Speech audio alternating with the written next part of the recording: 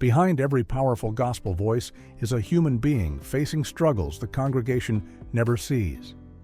From secret affairs that shattered careers to battles with identity that challenged entire communities, these gospel artists lived double lives that would eventually collide with their public personas. What you're about to discover will change how you see some of the most beloved names in Christian music forever. Here are 15 shocking stories about gospel artists with private lives you didn't know about. Amy Grant's Forbidden Love. Amy Grant was the golden girl of Christian music, the crossover queen who brought gospel into mainstream America during the 1980s and 90s. Her songs played at church camps, her face graced Christian magazine covers, and she represented everything pure about contemporary Christian music. But behind that wholesome image, her marriage to fellow Christian artist Gary Chapman was crumbling in ways that would make her the target of one of the most vicious cancel campaigns in evangelical history. According to multiple accounts, Chapman reportedly struggled with substance abuse issues that placed enormous strain on their relationship. Their marriage, as Grant herself would later describe, had been rocky from the very beginning. But the evangelical world didn't know that. They saw a perfect Christian couple with 3 children, the kind of family that appeared in publicity photos and Christmas albums. Then came Vince Gill, the country music star. The two met while working together, and their chemistry was undeniable. Chapman later told People magazine that Grant and Gill had maintained what he called an inappropriate friendship since 1994, one that he believed was destructive to his marriage. Witnesses reported seeing the pair together frequently in Nashville, sparking rumors that spread like wildfire through the tight-knit Christian music community. When Grant filed for divorce in 1999, the evangelical establishment turned on her with shocking ferocity. Radio stations purged her music from playlists. Christian bookstores removed her albums from shelves. Church groups that had once celebrated her music now condemned her as an adulteress, a betrayer of Christian values. The woman who had brought gospel music to millions was now persona non grata in the very community that had made her famous. What made it worse was Grant's refusal to play the role of the shamed, penitent woman. When Christian media demanded a public apology in 2002, she offered only measured reflection about personal failure, not the groveling repentance they wanted. She married Gill in 2000 and continued her career, but the damage was done. For years, her name became synonymous with evangelical disappointment, a cautionary tale about what happens when Christian celebrities stray from the narrow path. Sandi Patty's double scandal. If Amy Grant faced backlash, Sandi Patty encountered an absolute firestorm. Known for her operatic 4-octave voice and nicknamed the voice of contemporary Christian music, Patty had won 29 Dove Awards and 5 Grammys by 1992. She was royalty in the gospel world, the kind of artist whose concerts felt like worship experiences. Her marriage to John Helvering seemed stable from the outside. They had 4 children together, and Helvering had been instrumental in building her career from the beginning. But according to sources close to the situation, the marriage had been troubled for years. What nobody knew was that Patty had begun an affair with Don Peslis, a backup singer in her touring group. The scandal broke in 1995 when Christianity Today prepared to run an exposé. Word Records president Roland Lundy later revealed that Patty had initially denied reports of marital unfaithfulness when he questioned her. But when the story was about to go public, she finally confessed. Not to one affair, but to 2 separate adulterous relationships during her marriage. The confession was devastating. Patty had built her career on family values and Christian living, recording children's albums and speaking at church events about faith and marriage. The revelation that she had been living a double life felt like betrayal to millions of fans. Word Records postponed her new Christmas album indefinitely. She resigned from her position as spokesperson for World Vision. Radio stations blacklisted her music. What followed was a years-long restoration process. Patty divorced Helvering in 1993 and married Peslis in August 1995. Just 2 weeks into her new marriage, she made a full confession to her church congregation, acknowledging her sins publicly. She stopped touring for 6 years, working with her church on what they called a restoration process. Even a decade later, some Christian radio stations still refused to play her music, and Christian magazines received complaint letters whenever they featured her advertisements. Tonex comes out. Anthony Charles Williams II, known professionally as Tonex, was one of the most innovative artists in gospel music during the early 2000s. His album Out the Box won 6 Stellar Awards in 2005, and his high falsetto voice and Prince-like stage presence made him a sensation among younger gospel audiences. He was groundbreaking, mixing funk, R&B, and hip-hop with traditional gospel in ways nobody had heard before. But Tonex was hiding something that everyone in the industry seemed to know, but nobody would say out loud. The rumors about his sexuality had followed him throughout his career, whispers that grew louder with his flamboyant style and gender-bending performances. In 2007, he released a song called The Naked Truth that shocked the gospel world with its explicit language and angry tone, including references to being called various slurs and a disturbing allegation about a preacher who reportedly touched him when he was 6 years old. His label Zomba Gospel Group dropped him, citing awkward behavior and his decision to move in an artistic direction outside gospel music. In 2005, he had divorced his wife of 5 years, Yvette Williams, adding fuel to speculation about his personal life. Then in 2009, Tonex did something no high-profile gospel artist had ever done. He came out as gay on a Word Network interview. The backlash was immediate and complete. His relationship with the mainstream gospel industry was over within hours of the interview airing. Churches that had welcomed him as a performer now wanted nothing to do with him. According to worship leader Corey Asbury, Tonex's sexuality had been an open secret in Christian music circles, but as long as it remained unconfirmed, he was deemed acceptable. The moment he spoke the truth out loud, he became controversial. Tonex refused to frame his sexuality as something to overcome or blame on childhood trauma, unlike other gospel figures who had addressed similar issues. He told his interviewer that the church had completely vilified gay people, sending them to hell from the pulpit while celebrating pastors who were secretly doing the same things. In 2010, he changed his name to B. Slade and reinvented himself as a recording activist, leaving gospel music behind entirely. B.B. Winans and the domestic violence allegations. B.B. Winans, one half of the legendary duo B.B. and C.C. Winans, had built a career on uplifting gospel music and clean-cut family values. Multiple Grammy winner, chart-topping artist, and beloved figure in the gospel community. His marriage to Deborah Winans had lasted 16 years and produced 2 children before they divorced in 2003. But in February 2009, something happened that would thrust B.B.'s private life into very public scrutiny. Deborah called the police to her home, alleging that B.B. had shoved her to the ground during an argument about custody issues. The most disturbing part was that, according to Deborah, their 2 children, then 10 and 13 years old, witnessed the entire incident. B.B. chose an unusual strategy in response to the allegations. He remained almost completely silent. No public statements, no press conferences, no social media defenses. According to sources close to the situation, B.B. had reportedly made a promise to his children that he would never say anything bad about their mother, and he was determined to keep that promise no matter what it cost his reputation. The silence was deafening. Media outlets pressed him to respond. Friends urged him to defend himself. His appearances on the Oprah Winfrey Show were put on hold until the charges were resolved. But B.B. stayed quiet, letting the accusations hang in the air unanswered. Many people interpreted his silence as an admission of guilt. A judge eventually dismissed the charges after B.B. agreed to attend domestic violence counseling. According to B.B., the judge looked at the court reporter and stated for the record that the accuser was lying, which is why he felt vindicated in his decision to remain silent. But Deborah disputed this characterization, telling media that dismissal doesn't mean absence of guilt and that B.B. knew what really happened that day.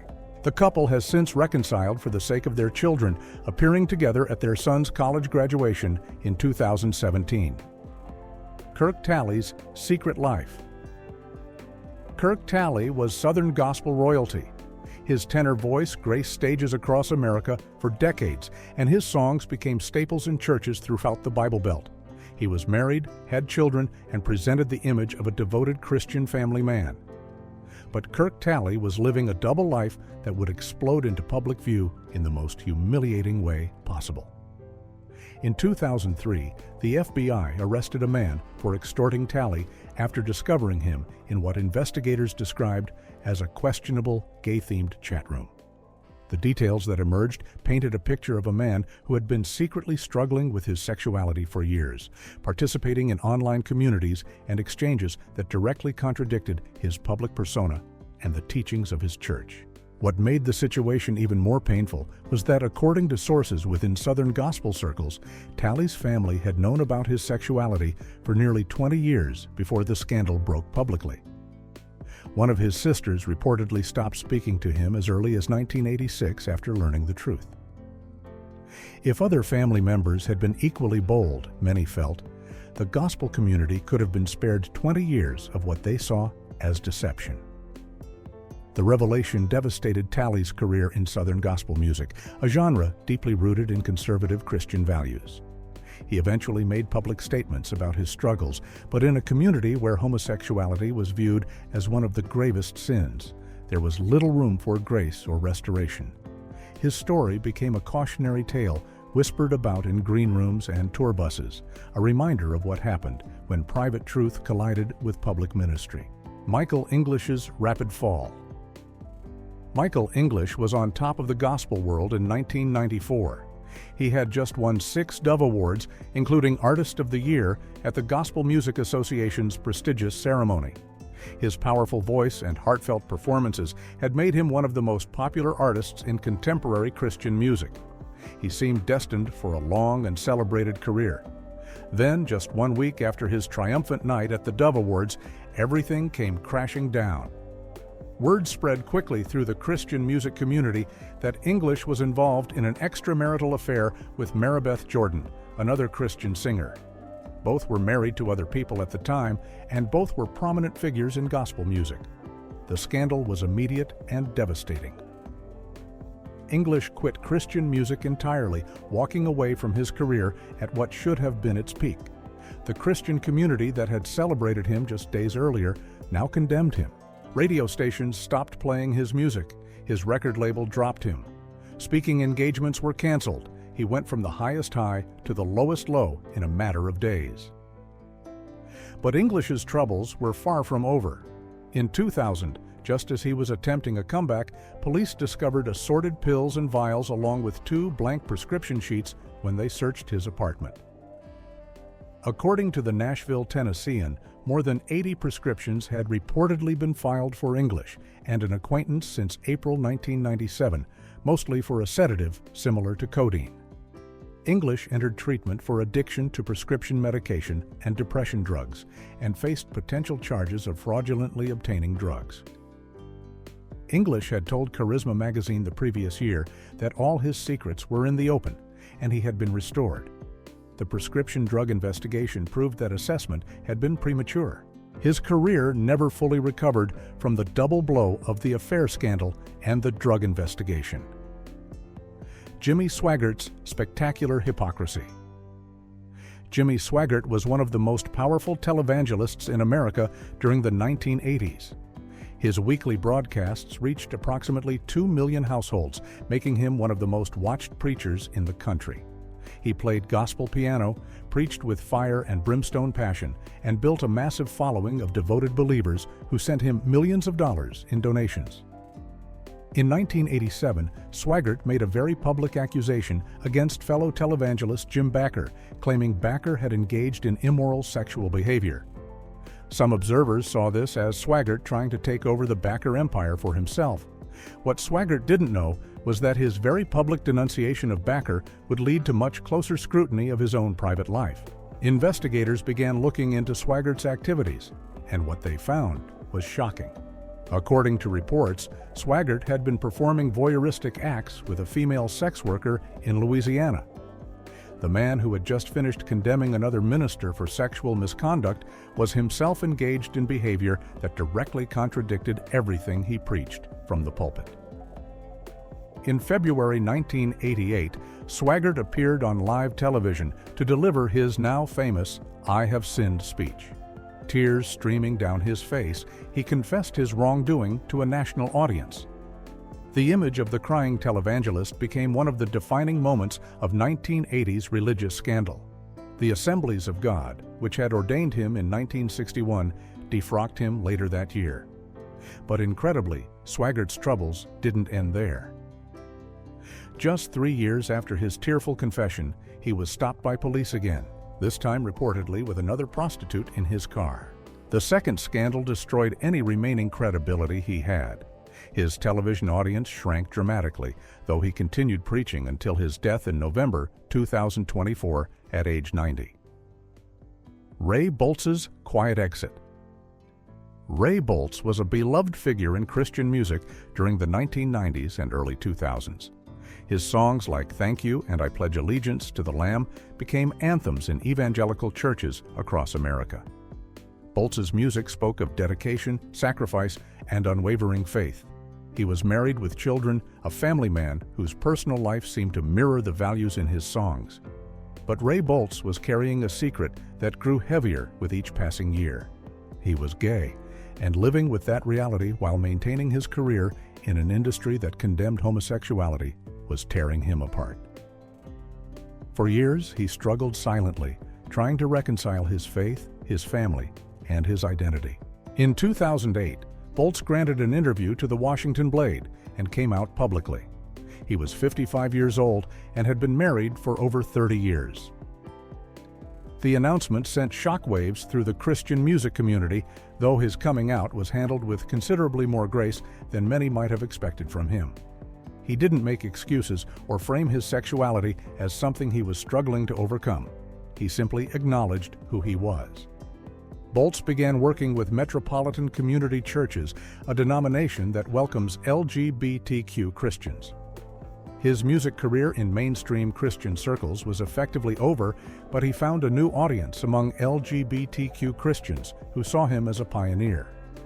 His story was particularly significant because, unlike some artists who came out after their careers had ended, Boltz was still active and well known when he made his announcement. His decision to come out cost him relationships, career opportunities, and his place in the conservative Christian world where he had built his success. But according to those close to him, it also freed him to live authentically for the first time in decades. Yolanda Adams's hidden abuse. Yolanda Adams was the queen of contemporary gospel music, a powerhouse vocalist whose albums went multi-platinum and whose influence shaped an entire generation of gospel singers. She was elegant, successful, and seemed to have it all together. Behind the scenes, however, Adams was surviving something far darker than her fans could have imagined. Her first marriage to Troy Mason in 1987 quickly turned violent. According to Adams's own testimony years later, Mason was physically and emotionally abusive. She described being punched in the face and thrown across rooms. The abuse was severe enough that it became the reason she cited for their divorce in 1990, just 3 years after they married. What made the situation even more painful was that Adams later revealed God had warned her not to marry Mason. She said she knew what kind of person he was before the wedding, but rationalized her way into the marriage anyway because she thought she loved him. The consequences of ignoring that warning were years of abuse that she endured in silence while maintaining her public career. Adams eventually found the courage to leave, and in interviews years later, she spoke openly about her experience to help other women recognize and escape abusive relationships. She would tell female college students that if someone is physically abusive before marriage, they will be physically abusive during marriage, and the behavior will only escalate. Her message was simple and direct. Don't marry anybody that God says don't marry. She remarried in 1997 to former NFL player Tim Crawford, and they had a daughter together before divorcing in 2004. Adams later reflected that it takes at least 3 years to truly know someone well enough to decide if you want to spend your life with them. Her experiences with abuse and divorce humanized her to fans who had previously seen her as untouchable, and her willingness to speak about it helped countless women find their own courage to leave dangerous situations. Andraé Crouch's unanswered questions. Andraé Crouch was arguably the most important figure in modern gospel music. Known as the father of contemporary gospel, his songs became standards, sung in churches of every denomination. His work with artists like Michael Jackson, Madonna, and Elton John brought gospel music into spaces it had never been before. He was a musical genius, a pastor, and a legend. But throughout his life, Crouch faced persistent questions about his personal life that he never directly addressed. He never married and had no children, which in the intensely family-focused world of gospel music raised eyebrows. Rumors about his sexuality followed him throughout his career, whispered about in church circles, but never openly discussed in his presence. In 1982, Crouch was arrested during a routine traffic stop for possession of cocaine. He claimed the drugs belonged to a friend, and the district attorney declined to press charges due to lack of sufficient evidence. But the arrest added to the sense that there was more to Crouch's private life than he shared publicly. When pressed about his beliefs and personal life, Crouch would quote Proverbs 3 verse 6, saying he acknowledged God in all his ways and trusted God to direct his paths. It was a non-answer that technically answered nothing, a way of deflecting without actually revealing anything about himself. After his father's death in 1993, Crouch took over as senior pastor of Christ Memorial Church of God in Christ alongside his twin sister Sandra. In a move that angered many in his denomination, he ordained Sandra as co-pastor, flying directly against the Church of God in Christ's teachings against female preachers. It was one of the few times Crouch took a public stand that contradicted traditional church doctrine. Crouch died in January 2015 at age 72. The questions about his personal life died with him, unanswered and unaddressed. What remains is his music, which continues to be sung in churches around the world, regardless of what his private life may or may not have contained. Nikki Leonti's unexpected pregnancy. Nikki Leonti burst onto the contemporary Christian music scene in the late 1990s with her self-titled debut album on Pamplin Records. She was young, talented, and seemed destined for a long career in Christian music. She was even booked for the prestigious 1999 Freedom Blast Tour, a major platform that could launch an artist to the next level. But Leonti had to leave the tour unexpectedly, and the reason shocked the Christian music community. She was pregnant, the result of a relationship with Ryan Gingerich of the band Scarecrow and Tinman. Neither Leonti nor Gingerich were married at the time, and in the world of Christian music, where purity culture reigned supreme, this was seen as a massive failure. The scandal forced Leonti into a very public reckoning with her choices. She and Gingerich made the decision to move up their wedding date rather than have a child out of wedlock, which was seen as the more acceptable option in their conservative Christian circles. Leonti issued a statement acknowledging that she had put herself in a compromising position that would affect the rest of her life, admitting they had made a poor decision that resulted in her pregnancy. What made the situation particularly difficult was the harshly judgmental response from parts of the Christian music community. While some offered grace and support, others were quick to condemn and distance themselves from the young couple. The pressure was immense, and the message was clear. Christian artists were expected to be perfect, and deviation from that standard came with serious consequences. Leonti's career in Christian music never recovered its momentum. She eventually left the industry entirely, becoming one of several artists who discovered that the gospel music world's embrace was conditional, dependent on maintaining an unblemished public image that few human beings can actually sustain. Marvin Sapp's Journey Through Grief. Marvin Sapp was known for his powerful voice, and his hit song Never Would Have Made It, which became an anthem for people facing difficulties. His career was thriving, he pastored a growing church, and his marriage to Melinda Sapp seemed solid. Together they founded Lighthouse Full Life Center Church in Grand Rapids, Michigan, and served as co-pastors. Then in 2010, tragedy struck. Melinda died from complications of colon cancer at age 43. The loss devastated Sapp, who had been with Melinda since they met in 3rd grade. She wasn't just his wife, she was his childhood friend, his business partner, his co-pastor, and his everything. Her death left him to raise their 3 children alone while maintaining his ministry and music career. What made his grief even more complicated was an incident involving a stalker. Dr. Telika Patrick, a resident physician, developed an obsession with Sapp and relocated from California to Michigan to pursue him. She made numerous Twitter posts and YouTube videos expressing romantic intentions, including wanting to have children with him. In August 2013, Sapp angrily addressed his congregation about an unnamed woman who had entered his home uninvited and spoken to his 3 teenage children. He filed for a personal protection order. Patrick's obsession with Sapp became national news when she disappeared in December 2013. Her body was found in a pond in Indiana in April 2014, and her death was ruled an accidental drowning. The entire situation added another layer of pain to Sapp's already difficult journey through widowhood. More recently, in 2025, Sapp faced controversy when video went viral of him at a Pentecostal Assemblies of the World Convention, reportedly instructing ushers to close the doors to prevent attendees from leaving until a $40,000 fundraising goal was met.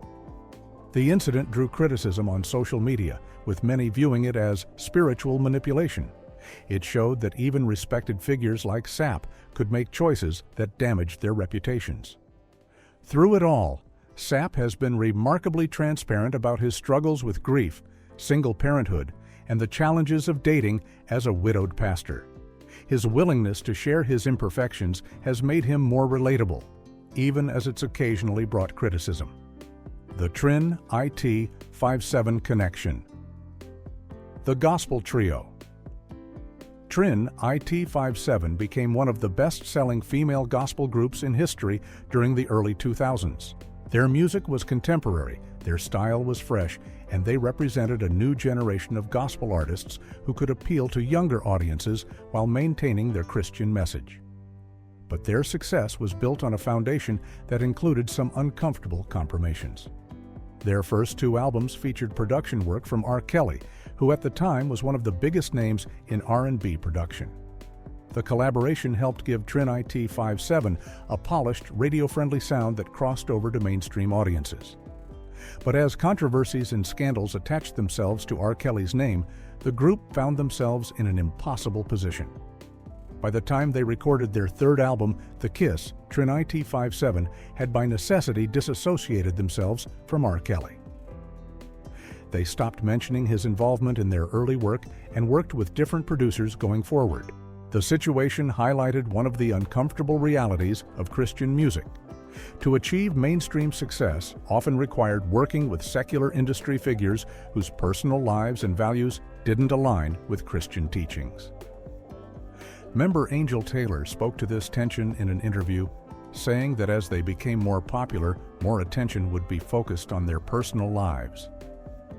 She believed the best thing they could do was show the world what Christianity was about through the way they lived.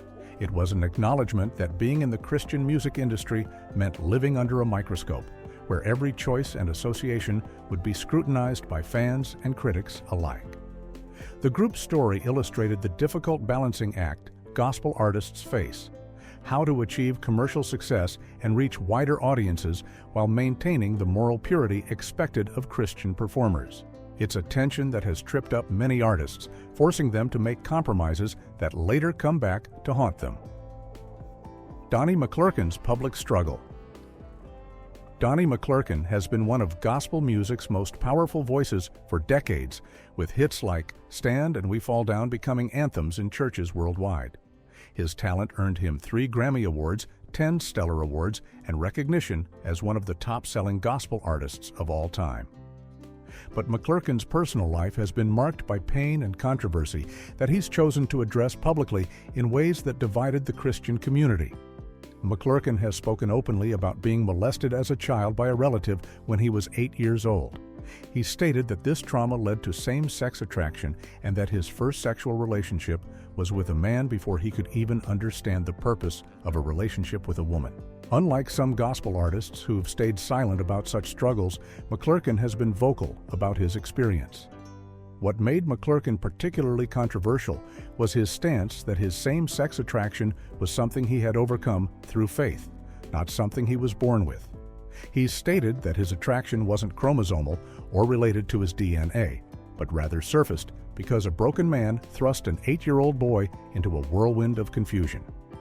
This position put him at odds with both conservative Christians who wanted him to stay silent about any same-sex attraction, and LGBTQ advocates who rejected his characterization of sexuality as something that could be changed. McClurkin faced backlash from multiple directions. Some in the gay community were disappointed when he refused to be acknowledged as one of their own. Meanwhile, parts of the Christian community remained uncomfortable with his openness about his struggles, preferring that such matters remain private. He even publicly called out Tonex about his sexuality, contributing to the intense pressure that eventually led to Tonex leaving gospel music entirely. His willingness to share his story while framing it as something he'd overcome through God's power made him both a hero to some Christians who believed in transformation through faith, and a villain to others who saw his message as harmful to LGBTQ individuals. McClurkin's story shows how gospel artists who attempt to be honest about struggles with sexuality can find themselves attacked from all sides, unable to satisfy anyone's expectations. The pastor's double life. One theme that emerges from these stories is the impossible standard placed on gospel artists and Christian music performers. They're expected to be not just entertainers, but role models, living embodiments of Christian perfection. When they inevitably fall short of that standard, as all humans do, the consequences are swift and severe. The scandals that have rocked gospel music over the decades reveal a pattern: artists living double lives because the industry and church culture offers no room for honesty about human struggles. Whether it's sexuality, addiction, marital problems, or simply making bad choices, gospel artists who admit imperfection face career-ending consequences that artists in secular music never encounter. This creates a toxic cycle where deception becomes survival. Artists hide their struggles, their doubts, their relationships, and their true selves because to reveal any vulnerability is to risk losing everything they've worked for. The pressure to maintain a perfect image leads to exactly the kind of duplicity and hidden sin that scandals are made of. Gospel music has produced some of the most powerful, moving, and spiritually significant music in history. But behind those anointed voices and inspiring lyrics are human beings dealing with the same messy realities as everyone else. The difference is that when their struggles become public, they face not just personal consequences, but the judgment of an entire religious community that demands perfection while preaching grace. These 15 stories represent just a fraction of the private struggles gospel artists have faced. For every public scandal, there are dozens of private battles fought in silence, hidden from congregations and fans who expect their gospel heroes to be superhuman. The real tragedy isn't that these artists are flawed. The tragedy is that the culture surrounding gospel music makes it nearly impossible for them to be honest about their flaws without losing everything, without losing everything, without losing everything, without losing everything.